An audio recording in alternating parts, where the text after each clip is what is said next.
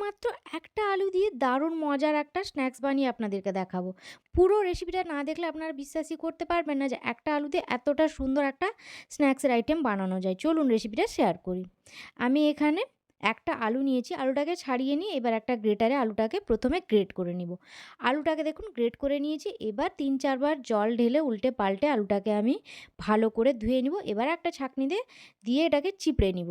এরপরে বাটিতে ঢেলে নিব। এবার পরিমাণ মতো লবণ, হলুদ গুঁড়ো, লঙ্কা গুঁড়ো আর ২ চামচ মতো কর্নফ্লাওয়ার গুঁড়ো, ব্যাস আর কিন্তু কিছুই লাগবে না। এবার এটাকে ভালো করে হাতে আমি মাখিয়ে নিব। এটা ডোলে ডোলে মাখিয়ে নিয়েছি।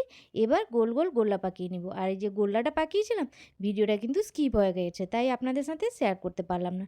এবার কি গোল গোল গোল্লা পাকিয়ে তেলটা গরম হয়ে গেলে তেলে দিয়ে এবার মুচমুচে করে একদম ভেজে নিব। গ্যাসের ফ্লেমটা কিন্তু লো টু মিডিয়াম রেখে কিন্তু ভাজবো। এবার আপনাদেরকে দেখাই কতটা মুচমুচে হয়েছে।